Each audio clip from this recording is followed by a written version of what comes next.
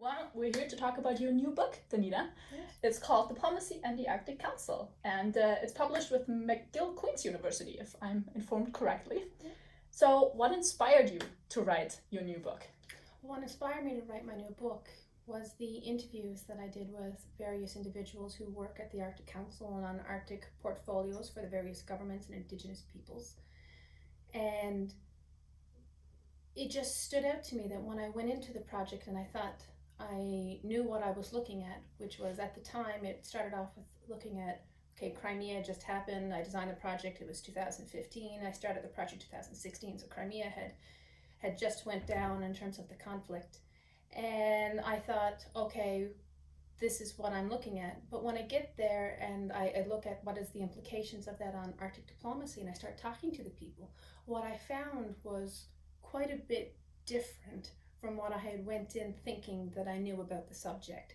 And I was able to gather such information by people who were being very open and frank with me that I thought that this was an important opportunity to help make that information more publicly available to other researchers, to help challenge their assumptions about how does diplomacy work in the Arctic region. Nice. So, how does diplomacy work in the Arctic region? What's the contribution of your book? I think the key contributions of the book is emphasizing the importance of the nuanced and daily practices. It's the little things that we often take for granted, but ultimately in the long run have the most fundamental impact on how diplomacy works, particularly in the Arctic region.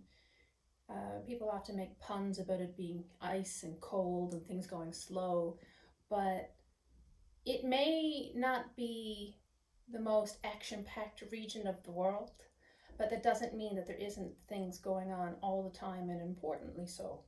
And that's what really came out in the research that I did, the importance of the daily practices and understanding how diplomacy works in the Arctic region, but also how do they deal with conflicts which happen both in the region and outside, which impact the region, such as what happened in the Crimea region with the dispute between Russia and the Ukraine, and how all the states in the world got, in one way or another, dragged into the diplomatic fallout of it. So, why did you start doing research on the Arctic and the North in the first place? Oh, that goes back a long ways. That goes back to being a child growing up in rural Newfoundland. As far as I'm concerned, and many people who are from where I'm from, I grew up in the north, and the north is the Arctic and the subarctic, and those are loosely defined. But I had a great opportunities growing up when I was little, going out ice fishing and snowmobiling and catching rabbits and things. I tell some of my colleagues about that, and they think that I killed the Easter Bunny, and I certainly didn't. But those experiences about being able to interact with the environment and growing up with that, and then as I got older and started to progress with my studies, understanding identity and who and what we are and how that's influenced by the world around us. That's how I started to get into it, and over time that progressed to doing research about Canada and Canadian relationships with the Arctic region. And once I had gone through that process of understanding that to the best of my ability and to contribute to the scholarship on that, then it progressed to the Arctic region as a whole and understanding how do we interact with each other, how do the domestic relationships with the Arctic region influence how different actors, whether they be states and sub-state actors, representatives for the different governments and departments there, and Indigenous peoples, communities, sub-state governments, and what have you.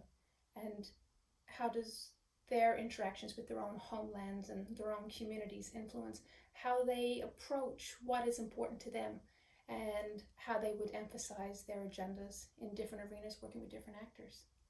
And that's also exactly where then the shift to diplomacy comes from, right? So. So I only have one last question. People interested in the Arctic Council, the region, everything, how can they buy your book? Well, if you're a student here at SDU, the publisher, Mc-Gill Queen's University Press, were quite gracious enough to give a free copy of the book, which is now available in the library if they want to access it during their studies, or if you're a researcher here at the university, if you would like to access it there. And if you're not based at SDU, you can certainly go on the Mc-Gill Queen's University Press website, and the book is available for purchase in both hardback and paperback, depending upon what your needs are and what your price range is. So please go on the Mc-Gill Queen's University Press website and learn more about the book.